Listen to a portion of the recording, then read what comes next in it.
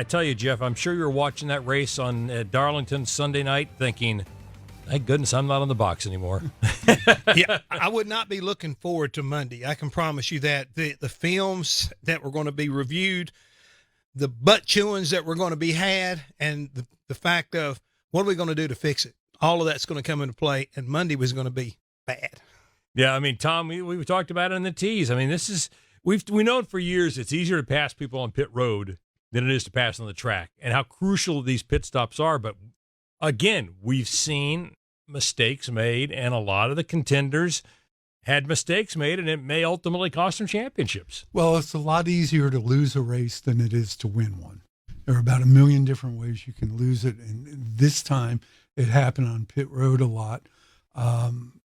It was surprising to see three of the Gibbs cars have really bad problems, two loose wheels and Jones hitting the wall. And it was surprising that everybody knows don't make a mistake, and then they still make it. It's easy to say, it's not easy to do.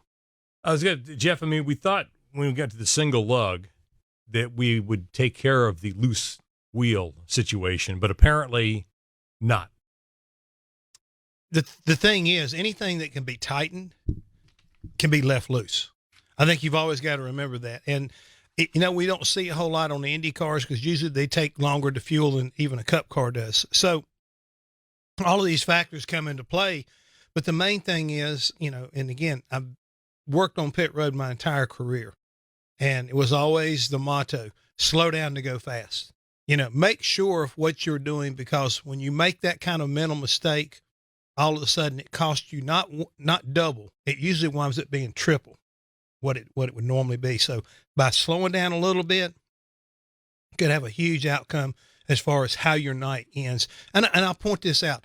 I think Tyler Reddick was a little bit frustrated because his guys may have been just a little bit more methodical than he thought they needed to be, and he didn't get off of pit road like he should have on that last pit stop. But all night long, he wasn't having to come back down pit road and do a pass through because somebody got something loose. And that's the thing. And Tom, you look at what the hub has to, it's got all those little, needles, so to speak, that it's got to connect with. Indicators. And then there's a little thing that pops up. But when these guys are working and they know they're about to make 11-second stops, I guess they're really not paying that close of attention to whether or not the indicators popped up or not. Well, you got to be paying attention. That's how you earn your living. And it's important to do that. Jeff, I have a question for you. We had a situation with Denny Hamlin that he said he had a loose wheel. He came in. They didn't find anything.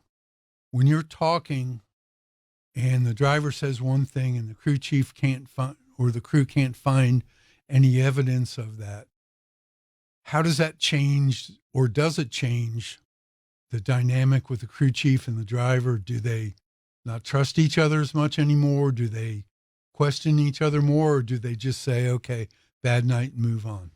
Well, definitely you got to move on, but at the same time, you've got to come up with cause and effect.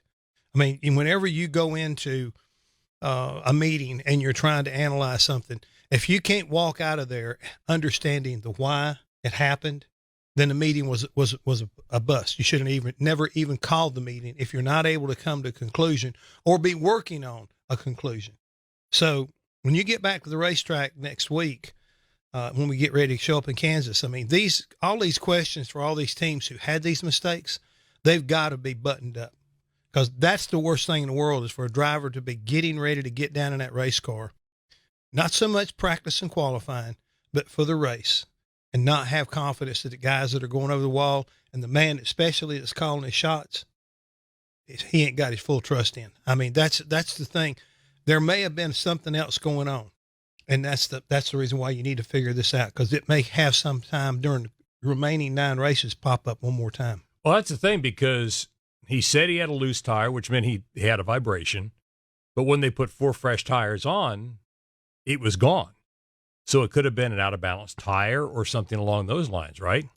Well, here again, we are, I was talking to some guys the other day about, wheels, steel wheels versus aluminum wheels. And we all know that we're learning curve on these new cars. I mean, are we at a point where they have fatigued a wheel and it got missed maybe in whenever they, cleaned them. And I'm not putting any kind of bad mouth on everybody who does maintenance on wheels, but things happen like that. I mean, in the wheel itself, could have been right there getting ready to crack, and it could have cracked. I mean, there's a lot of things. That's why I'm saying when you go in that meeting, there's unanswered questions. When you leave that meeting, there's got to be answers for those questions, or there's got to be a process that you're getting ready to clean all this stuff here up, because this is the worst part of what we do, is dealing with the unknown. And the thing is, then you had the situation with Harvick, Tom, which, the question was, did pit roads close before he entered pit road? And they went ahead and stopped, which was a tough call. And, and I know that fans want to say, well, he'd already committed to go down pit road and the light may have come on. It's, it's one of those situations where you got to draw a line somewhere, and it's kind of like an inbounds, out of bounds. Don't tell me that, well, yeah, he only, they only missed the tolerance by a quarter of an inch, yeah, but there's a line. And unfortunately, it was an unusual situation, but the line had been drawn. That was a heartbreaker for the 4 team, because the car was running so well all night. And they were just, pretty much innocent bystanders. And I saw Rodney tweeted something afterwards about the potential of just doing a drive-through and not stopping, thought was worse than stopping and having to go to the end of the line. So that's just, you got to chalk that up. That's one of them racing deals. There's nothing, there's pretty much nothing that can be done about it, because Harvick's already committed by the time that the spin starts up on the track, and it's an unfortunate thing, but it happens in racing. I got a suggestion for that, because I've been worried about, what would I have done if I'd have been Rodney Childers? How would you call it? You can't blame the driver, because the driver's trying to hit his marks, and he's got his hands full, folks. I promise you, coming down through there, shifting, braking, trying to make sure he doesn't get over and get in the outside wall or wherever. It's a real tricky race pit road to get on. So all these things are going on. The only thing I could see that would help, not only them, but would help NASCAR make quicker decisions, if it had some kind of situation when that happens, it trips a camera, that as soon as you hit that camera, a flash would happen. If that flash hit, that might, number one, let the driver know, I did not make the light. I tripped the light. I didn't make the light. So if that flash goes off, that means you are definitely coming on pit road and it's closed. It also may help your spotter. And if that would allow Rodney or whoever to call you and say, you didn't make it, pass through, that's the only thing you could have done, because otherwise you have to go and review before you can make the call. And that's what got Rodney caught, is that I'm making a choice here. I go ahead and make the stop and roll the dice that we got in, because Kevin thought he got in, spotter thought he got in. So that's the only thing that NASCAR could do to help the competitors. And I think it would be a really good move if we could come up with something like that, so that just like you trip that light, that means pit road was closed. And the thing is, I mean, when you really think about it, Rodney had, 7 seconds to make that decision? Maybe less. Yeah. Maybe less, because it depends on, where they were on pit road at that time, and I could not have told you for sure. Yeah, I mean, it's just that quick. And all that would help, not just them. I mean, it's not something to favor Kevin Harvick because we all like Kevin, or Rodney because he's such a great guy. That would be that way for anybody. If it was BJ McLeod, I mean, he was coming down and the situation came up, he would like to know the same thing, because, let's face it, he's doing all he can to race the guys he's racing, and he don't want to give up a lap. Yeah, and I had a situation, Tom. I was covering, I think it was an Xfinity race at Indy. I had somebody's pit, I can't remember who it was, and they ran into the same thing. They were coming onto pit road, caution to come out. They thought they might have beaten it. They weren't positive, went ahead and stopped. And it was later, they'd already come and gone. That was this year. Yeah. It was this year, because we were calling the race right there. I'm just right now. It was one of the lead cars too. It was one that was in the hunt. Yeah, it was one of the Xfinity race. I can't remember who it was, but they had this debate. Did we make it or not? Was it Allmendinger? I don't think it was wasn't it? But it was a competitive car like AJ. Oh, yeah. It had a legitimate shot. And I think they eventually got their lap back, but At the same time, they did exactly the same thing. Same thing. They were coming in, and it was like bam, bam. But the bam was on NASCAR side, not on the competitor side. Same thing. Same thing to Harvick. They went ahead and stopped, but they just weren't they thought they'd beaten it, but they weren't positive. And then finally NASCAR came on and said, no, you didn't beat it. Yep. So it's tough. And, but those mistakes, as we talk about, Tom, it's one of those things. Those are tough to, the Harvick thing was tough to avoid. And these things are going to happen. But this is the time we're asking these guys to be perfect.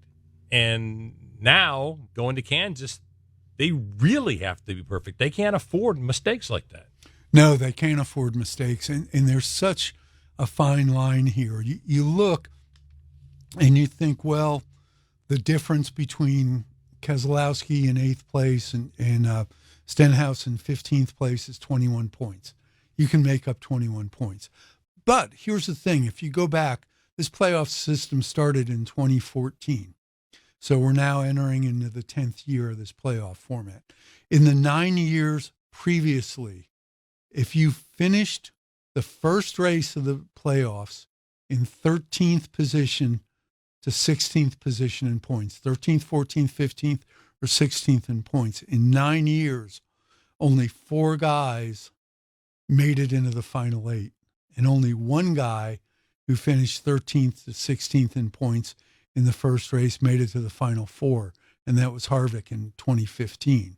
So it looks like everybody's all bunched together, but statistically, historically, you got to be up there as soon as you can.